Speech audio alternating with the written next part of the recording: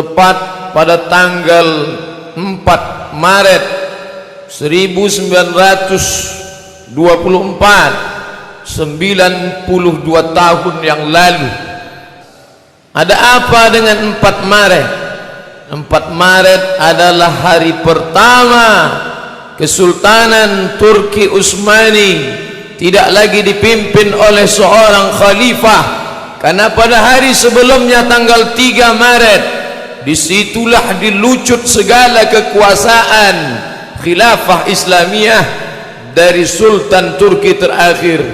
Maka pada tanggal 4 lah menjadi bersejarah bagi umat Islam. 92 tahun yang lalu Islam seperti anak ayam kehilangan induk, umat Islam seperti anak yatim kehilangan ayah, tidak lagi ada tempat mengadu. Maka sejak hari itu umat Islam diatur dengan berbagai macam aturan, dengan berbagai macam ikatan yang tidak lagi mengatasnamakan Al-Quran kalamullah, hadis Nabi Muhammad sallallahu alaihi wasallam. Maka Mustafa Kemal Atatürk yang menghancurkan kesultanan Islam itu mulai perlahan-lahan menggerogoti ajaran Islam. Pertama, masjid yang besar di Istanbul dia robah menjadi museum. Masjid itu dengan tetesan darah dibebaskan dari tangan orang kafir. Dulu kota itu bernama Konstantinopel, didirikan oleh Kaisar Konstantin dari Romawi. Direbut seorang panglima Islam yang namanya sama seperti nama Sayyidina Muhammad sallallahu alaihi wasallam. Nabi berjanji, la taftahunnal Konstantiniyah, kalian akan menguasai Konstantinopel. 1000 tahun sebelum itu dikuasai, Nabi sudah memberikan gambar gembira, kalian akan menguasai Konstantinopel. Orang-orang kafir saat itu tersenyum, ini Nabi gila, tukang sihir, majnun, kadzab, pendusta. Dari mana orang Arab Badui yang buta huruf tidak dapat membaca ini mengatakan akan menguasai Konstantinopel? Ternyata ada seorang tua setiap petang memandikan anaknya di seberang sungai. Dia tunjuk ke seberang, wahai anakku, nanti kelak kau akan menjadi seorang yang dewasa, kau akan menjadi panglima perang, dan kau akan menguasai Konstantinopel. Janji nabimu, wahai anakku, anakku, nabimu 1000 tahun yang lalu sudah berjanji bahwa kau akan membebaskan Konstantinopel. Maka dirobahnya nama itu dengan nama Istanbul, dialah Muhammad Al-Fatih. Tapi ternyata Mustafa Kemal Atatürk mengkhianati itu, dia robah masjid besar itu menjadi museum. Lalu kemudian bahasa Arab dia larang, ada yang boleh berbahasa Arab. Lalu kemudian pengeras suara dia larang, tidak ada yang boleh. Kelompok-kelompok umat Islam dihapuskan, tarekat-tarekat tempat berzikir dihancurkan, perempuan-perempuan berjilbab dilarang, bahkan digalakkan memakai rok pendek karena Eropa sudah menjadi kiblat, tidak lagi ke Ka'bah Al-Musharrafah, tidak lagi ke Makkah Al-Mukarramah. Cara pakai orang Eropa, cara hidup orang Eropa, betul kata Allah, lan tanalul birra hatta tunfiqu mimma tuhibbun, kau tidak akan mendapatkan kebaikan sampai kau berikan apa yang kau sayangi.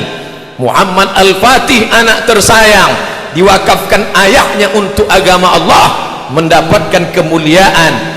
Tapi begitu juga dengan orang kafir satu ini, hidupnya dia wakafkan untuk kesalahan, untuk dosa, dan dia merusak yang sudah dibina, dibangun oleh para pendahulunya.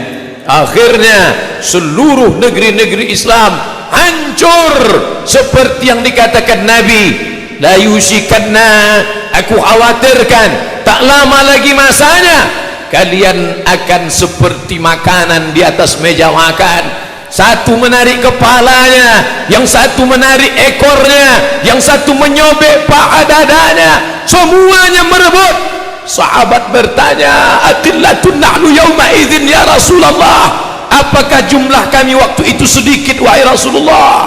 Bal antum katsirun, kalian banyak, kalian ramai. Lakinnakum ghusaa'un ka ghusa'is sail, tapi kalian seperti buih di tengah lautan, dipukul ombak dihempas gelambang. Itu terjadi pada tahun 1924, hampir sahabat yang lalu. Sejak itulah Yahudi berani. Sebelumnya mereka datang membawa kepingan-kepingan emas kepada Sultan Abdul Hamid, Sultan Turki. Wahai Sultan, izinkan kami membeli tanah Palestina, izinkan kami membeli tanah Palestina dengan kepingan emas ini. Apa jawab Sultan Abdul Hamid? Palestina direbut dengan kalimat Allah, maka haram bagiku menjual tanah Allah dengan segenggam dua genggam emas. Tidak ada yang berani mengambil Palestina. Tapi ketika khilafah Islamiyah itu hancur, maka Inggris dengan leluasa membagi-bagi negeri jajahannya, dan salah satu yang dibagi tercabik adalah Palestina. Hari ini kita gembira bukan main melihat pembangunan Masjidil Haram, Masjidil Nabawi, cantik, indah, harum semerbak. Tapi manakala mata tertuju pada gambar masjid di Palestina, saudara kita dicabik-cabik, saudara-saudari kita perempuan diperkosa haknya, tidak ada yang menolong. Mengapa ini bisa terjadi? Karena orang tidak lagi takut kepada kita, karena kita ramai, tapi tidak ada ketakutan orang walau sedikit pun. Hancur, berkeping, berserak, gelap. Turki dalam kegelapan, negeri-negeri yang berada di bawah kekuasaannya juga. Bicara tentang Turki terlalu jauh. Kita yang berada di Asia Tenggara, apa hubungan kita dengan Turki?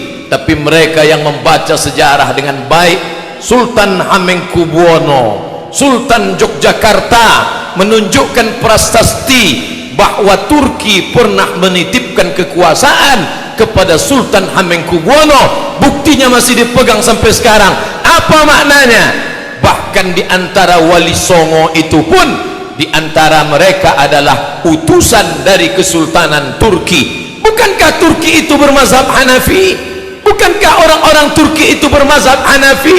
Tapi kenapa Sultan yang bermazhab Hanafi mengirim ulama-ulama wali songo bermazhab Syafi'i? Dia mengerti dakwah. Kami memang bermazhab Hanafi, tapi kami tahu nun saudara kami yang jauh di sana mereka bermazhab Syafi'i, maka mereka kirim para ulama dan dai yang bermazhab Syafi'i demi keutuhan, demi keselamatan. Mereka lah dulu yang menerangi bumi Nusantara ini, yang sebelumnya nenek moyang kita menyembah batu, menyembah lembu, menyembah setan. Tapi begitu dai Islam dari Turki itu datang, semuanya bersyahadat, asyhadu an la ilaha illallah wa asyhadu anna muhammadan rasulullah. Maka kejatuhan Turki juga ikut menjadi keruntuhan kita. Apakah malam tak berakhir? Tak tampakkah cahaya? Ternyata di tengah gelapnya sekularisme, di tengah gelapnya westernisasi kebarat-baratan, dalam kekuasaan Islam kalah, dalam politik Islam jatuh, dalam ekonomi berkeping. Tapi ada satu titik terang, ada satu yang tidak dihapuskan oleh Mustafa Kemal Atatürk. Apa dia? Madrasah Imam wa Khatib.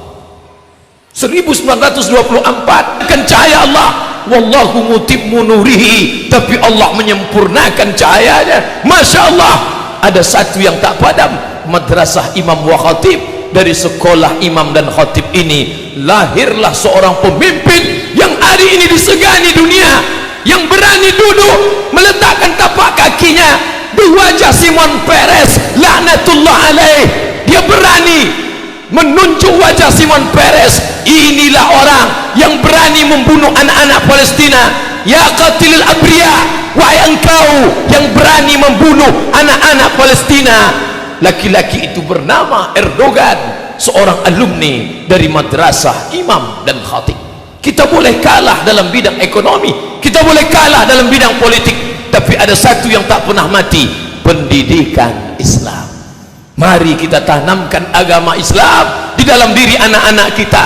banyak orang yang tidak sabar dengan keadaan ini, lalu mereka menempuh jalur kekerasan, radikalisme, bunuh, bakar, hancurkan. Ini bukan ajaran Islam. Islam datang dengan kelembutan. Ud'u ila sabili rabbik, ajak mereka ke jalan Tuhanmu bil hikmah, dengan kata-kata yang santun dan lembut, wal mau'izatil hasanah, dengan curi taudadan, contoh yang baik, keteladanan, keagungan, kemuliaan. Andai dia ingin berdebat, debatlah dia. Wajadilhum, debatlah billati hiya ahsan, dengan cara yang lembut, dengan cara yang santun, dengan cara yang baik. Di lokal itu guru tetap mengajarkan Bismillahirrahmanirrahim, Alif Lam Mim. Ternyata keikhlasan itu berbuah. Hari ini Eropa, Amerika gentar ketika disebut nama Erdogan. Kenapa? Karena di dalam diri itu ada kekuatan. Allah berjanji, wa may yartadda minkum an dinih, siapa di antara kamu yang murtad, kalian tinggalkan agama ini, fasawfa ya'tillah, Allah akan ganti. Andai murtad semua orang ini, apakah Allah rugi? Wa may yanqalib ala aqibaihi, siapa yang meninggalkan agama ini, falan yadurrallaha syai'a, Allah tidak rugi walau sedikit pun. Allah tidak akan merasa rugi walau sedikit pun. Ketika semua orang Turki meninggalkan Islam, ketika mereka merubah masjid menjadi museum, ketika mereka melarang perkumpulan, apakah rugi Allah? Wa may yartadda minkum an dinihi, siapa yang murtad meninggalkan agama ini, fasawfa ya'tillah, Allah akan ganti. Dengan apa Allah mengganti? Biqaumin, dengan sekelompok orang, yuhibbuhum wa yuhibbunah, Allah cinta kepada mereka dan mereka pun cinta kepada Allah. Yujahiduna fi sabilillah, mereka berjihad di jalan Allah dan mereka tidak takut sedikit pun, karena yang mereka perjuangkan adalah bumi Allah, yang mereka tolong adalah hamba-hamba Allah, dan mereka mengharapkan balasan hanya dari Allah Subhanahu wa ta'ala.